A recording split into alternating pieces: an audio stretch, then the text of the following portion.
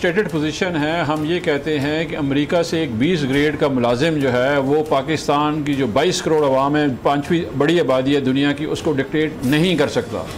पाकिस्तान की foreign policy जो है पाकिस्तान के मफाद में होगी। वो हमने एब्सोल्युटली नॉट इसलिए बोला था, वो आपसे अड्डे मांग रहे थे। आज भी हमारा सवाल ये है कि कैसे यहाँ से ड्रोन ऑपरेट हुआ, एयर स्पेस वायलेट हुई है, और यहाँ पे कोई जवाब नहीं इस मुल्क में देने वाला। आज भी हम उस पॉइंट पे खड़े हैं और हम कहते हैं एब्सोल्युटली नॉट। और आज भी इमरान खान कह रहे हैं और डोनाल्ड लू को उतना ही बुरा कहते हैं और एडमिनिस्ट्रेशन को कहते हैं जितना वो पहले दिन कह रहे थे कि इस खुददार कौम को फैसले खुद करने हैं पाकिस्तान में, किसी के जूतों में बैठ के हमने फैसले डिक्टेट नहीं होने देने हैं। और इस कौम का फैसला ये है कि हमारे मफाद के फैसले होने चाहिए, किसी एक अशराफिया के, सियासी अशराफिया के, किसी मुल्क के नहीं होने चाहिए। ये निगोशिएट करना चाहिए बायलैटरल पे, इसमें बिल्कुल हम खड़े हैं। दूसरी बात, इस मुल्क में 18% थी महंगाई। आप लोगों ने सब ने यहाँ पे जो है आके क्या किया, लॉन्ग मार्चेस किए, 4 लॉन्ग मार्चेस हुए महंगाई पे। आज 45% है।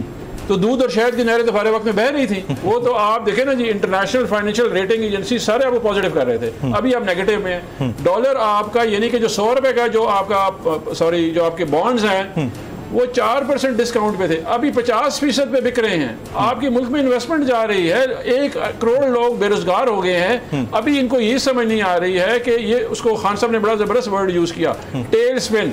आपकी इकोनॉमी टेल स्पिन हो गई है। और शेख रशीद साहब ने बिल्कुल ठीक बताया, क्योंकि जो इकोनॉमिक जितने भी माशियात के इकोनॉमिक जो आपके एक्सपर्ट्स हैं वो सारे के सारे ये कह रहे हैं कि हम उस रास्ते पे चल पड़े हैं और किसी वक्त भी हो सकता है। सर